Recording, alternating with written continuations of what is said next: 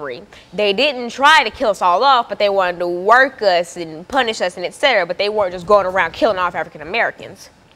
An example of genocide would be the Rwandan genocide, which I will talk about in the next segment, which was the Tutsis and the Hutus in Rwanda.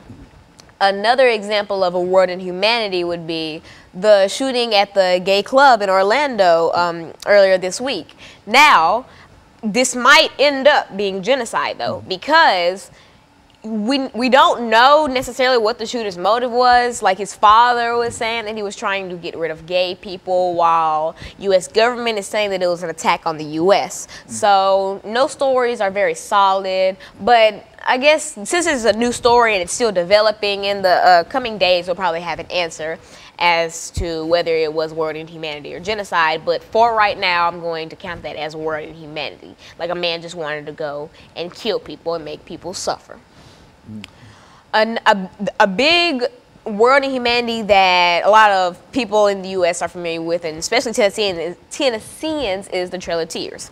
If you're unfamiliar with the Trail of Tears, it is when Andrew Jackson sent Native Americans west of the Mississippi River to be able to take their land. And he did this during the winter, where conditions were harsh and they were on foot. They were not sent off with food and drink and clothing at that. They were just one with nature, and that's not good in the winter, and especially if you're walking. And so they had to walk miles and miles and miles, and this was labeled the Trail of Tears. And I don't think I have to go into explaining why it was called the Trail of Tears, because I think there would be plenty of tears if you had to walk and walk and walk miles with barely anything, no food, watching people all around you die, your family die, if you don't die first, and things like that. So that's a big example of word in humanity. Now, Andrew Jackson wasn't necessarily trying to kill off the Native Americans. Like I said, he was trying to get their land, but he knew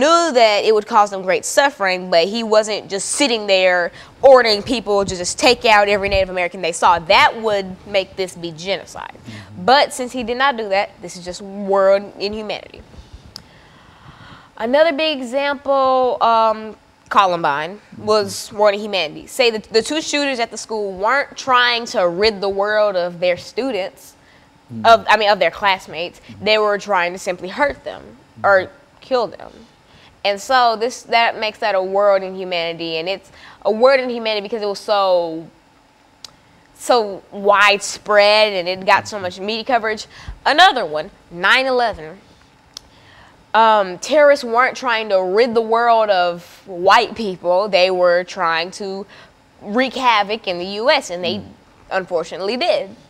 This is another thing that I wish could be counted as genocide, but we never know, because the bombers or whatever, we don't know if they were, what their motives really were. We know that it was an attack on U.S. soil.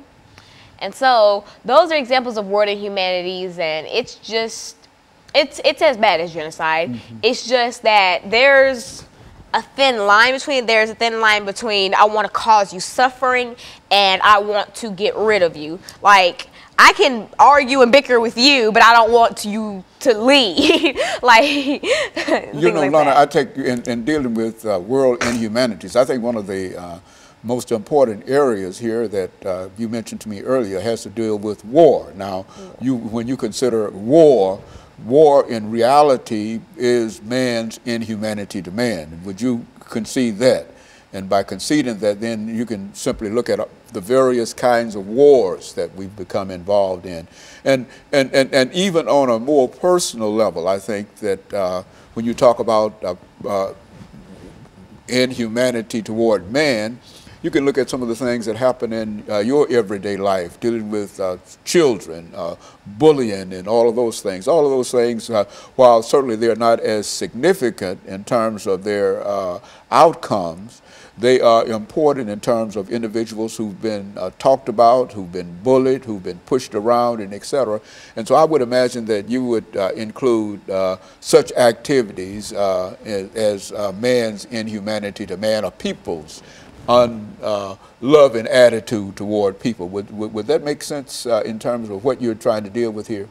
I think that's the most bullying, childhood bullying at that, is one of the most common forms of Inhumanities. You may not think it because it's not very harsh. I mean, a kid pushes you around, calls you